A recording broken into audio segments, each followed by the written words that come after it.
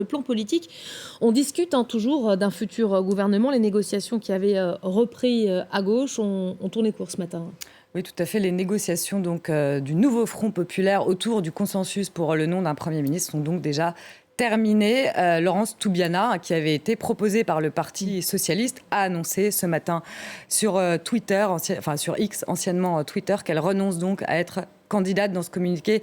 Elle se dit avoir été prête à défendre favorablement les idées et les propositions du nouveau Front populaire, mais face aux oppositions, elle préfère renoncer à être candidate et retourner à ses combats personnels. Marine Tondelier, la secrétaire nationale des écologistes, a réagi il y a quelques minutes sur X en disant « Je suis désolée de cette nouvelle ». Mais je comprends bien cependant la décision donc, de Laurence Toubiana. Donc c'est LFI, les Insoumis, qui avaient bloqué le nom de Laurence Toubiana que le PS avait proposé. La semaine dernière, c'était Huguette Bello, présidente de la région Réunion, qui avait été proposée par les communistes et soutenue par les Insoumis. Mais là, le PS n'en voulait pas. Donc ce qu'on voit surtout, c'est que là, retour à la case départ. Il n'y a même plus un nom de Premier ministre autour de discussions pour le nouveau Front populaire. Ce qu'on voit, c'est donc des blocages, des fractures profondes au sein de cette gauche.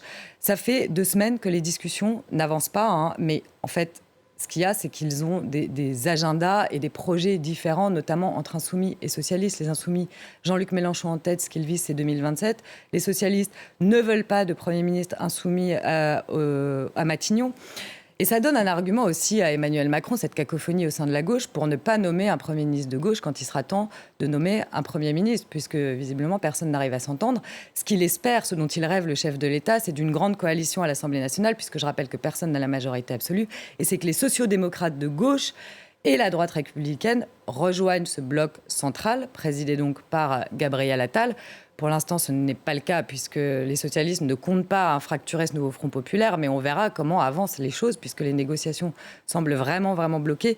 Et Gérald Darmanin, ce week-end, étonnamment, a même tendu la main à la gauche, en estimant qu'un SMIC à 1 600 €, finalement, c'était possible. Ça, c'est une des mesures phares de la gauche. Donc on en est là pour l'instant, les négociations au point mort à gauche. Et a priori, Elisabeth, je pense qu'elle ne pourrait reprendre qu'en septembre. Merci beaucoup Flore pour le décryptage. Donc une option en moins à gauche pour briguer un éventuel poste à Matignon.